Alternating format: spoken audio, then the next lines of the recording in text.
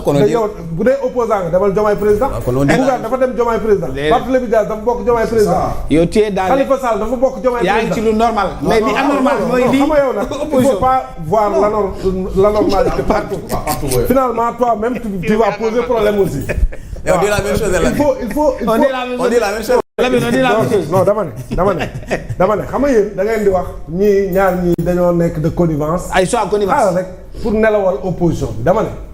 opposition Sénégal ñi ci bokk ñu Diomaye président bokk ñu apte ku bokk apte ak Diomaye président yaa ngi ci nguur gi c'est là où je suis d'accord Sonko mooy Diomaye dans le bilan mais pas dans quel que soit par ailleurs leur contradiction pas dans le jeu politique. mais dans le bilan pour 2029 Diomaye mooy Sonko pas dans le jeu politique. justement nag ñoom loolu lañ bëgg a dissocier aujourd'hui les gens de apte ils veulent dissocier peut-être le bilan dina ko Diomaye bàyyi Sonko.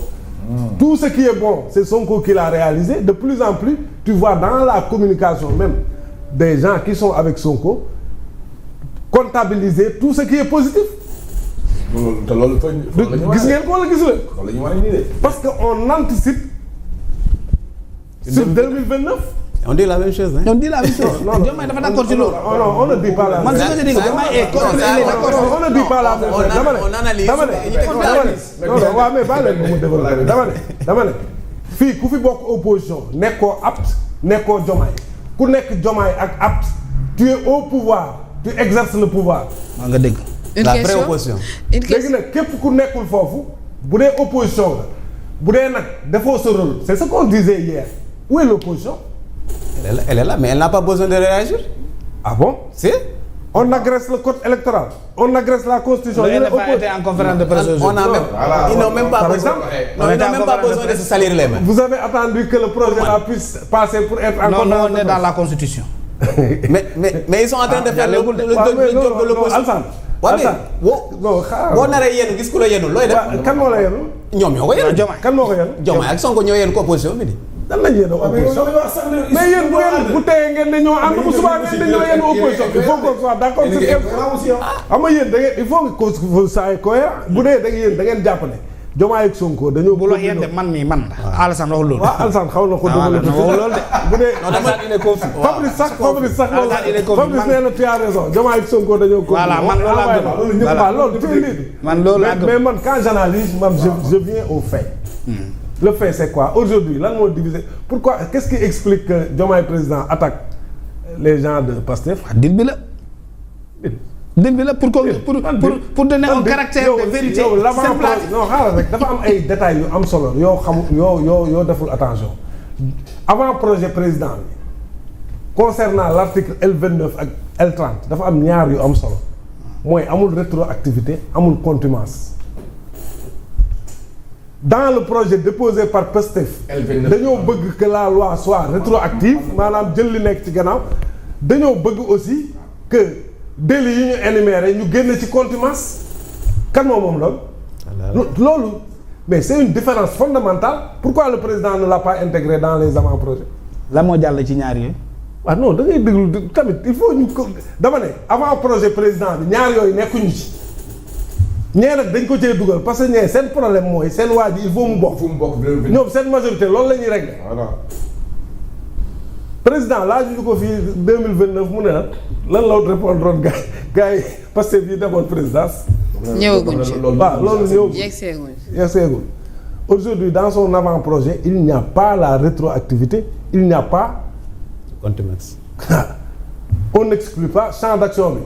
contumace da ko jël ci avant projet président bi alors que ñee dañ ko dindi parce que yaa ko doon wax léegi contumace kay Sénégal li tax ñu xam ko ñun ñi nga xam ne suñu lan moo tax ñu xam ko. lañ fi ne suñu génération de kenn. man damay ñaan wax rek bu mën a nekk 2 minutes. léegi nag li ci des man pour man c'est l'opposition qui doit s'organiser je l'ai dit hier parce que dans ce jeu là aussi mais dañoo bàyyi gars yi tamit le champ libre la politique c'est de la présence. Politique présence là il faut marquer sa présence. Tu n'as pas besoin de il faut Tu n'as pas besoin de salir les mains quand les gens font le job à ta place. Les gens font le job. Non, mais Les gens font le job. Le pouvoir fait le job à la place. Non, mais quand même, si tu as une alternative à proposer. Quand le pouvoir s'oppose au pouvoir, Mais vous dites que le pouvoir est ensemble. C'est que il faut que vous accordez ce que vous dites. Vous dites que le pouvoir fait du dilatoire, mais le pouvoir est ensemble. Moi, j'ai toujours défendu le principe. Non, mais il faut Moi, j'ai ngeen wax toujours benn défendu wax. que le Mais principe. mënu leen ne pouvoir bi ñoo ànduñu. Moi, j'ai toujours défendu le principe que l'opposition n'a pas besoin de réagir, de def lu ne, parce que les gens ils sont parce que la finalité, mais l'opposition réellement c'est qui? Ils incarnent l'opposition, c'est pas l'opposition. Ils incarnent l'opposition. dañoo incarne opposition. ñoom ñoom ñaar. ñoom Barth ak ñoom nag ils incarnent l'opposition. Waaw. Mais la véritable opposition. Mais ils sont dans l'opposition. Mais loolu la moo tax Mais tu penses pas que les Sénégalais aussi ont besoin de sentir des gens organisés aussi qui proposent une alternative? Mais ils le font. Comment ils le font? FDR il le faut. je suis C'est pas voilà, c'est pas nekk fi di sànnante xeer. C'est pas ça l'opposition aussi. Maintenant peut-être la question. nañ toog di intelligent ci salle yeeg yooyu defe ne ils peuvent gagner les gens. Les gens là ils sont sur le terrain. Ils font des activités. Ils font des recrutements. Ils font des sur le terrain. Très bien. Merci. Mais rien à voir. Merci beaucoup. Alors 2 minutes. 2 minutes. Cheikh dafa am lu mu xam Très nga bien. opposition dafay am terreau xam nga le terreau est favorable actuellement. Parce que le pays là. les gens souffrent. Les gens souffrent. Il y a des problèmes. Économiquement, les gens étouffent. Donc, le terreau est fertile. Ouais, mais Soo xoolee hein? Pour l'opposition. C'est ça que je dis. Mais il faut qu'on sente l'opposition nag. mais dina ñëw. moo tax man la dina ñëw. Angala moo la Parce que pour man période bi temps fort opposition. Non, mais non yàgg jarul yow yaa gën a xam li ma la wax. mais où est l'opposition? Lamine sàcc bu lu raw jar na yàqi nelaw. Olof Ndiaye loolu la wax. seulement aussi li gën a sonal Sénégalais yi dañ jàpp ne opposition bi mooy Bougane Barthélémy Diaz Amadou Ba APR. Pas que ces gens-là il faut ngeen intégrer de nouvelles forces qui arrivent wala nga defee rek noppalu pas yi ñëmatuñu kurpe ñu Pastef du ñëpp ko ñëme. wax naa ko dem li nga wax ni wax naa ko dem. voilà.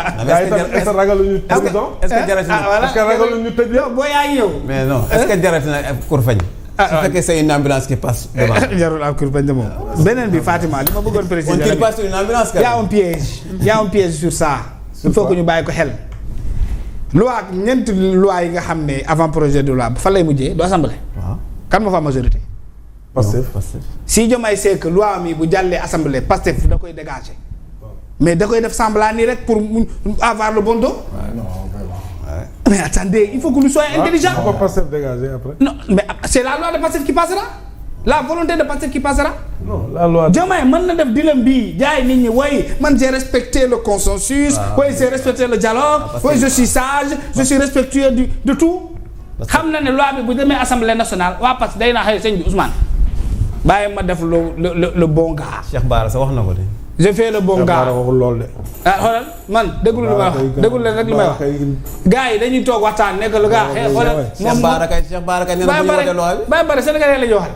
day ne moom cousin agan ak jàmbon du ñu xuloo du ñu laale kenn warul nacc ça c'est historique on va mettre sur place ça man je vais respecter le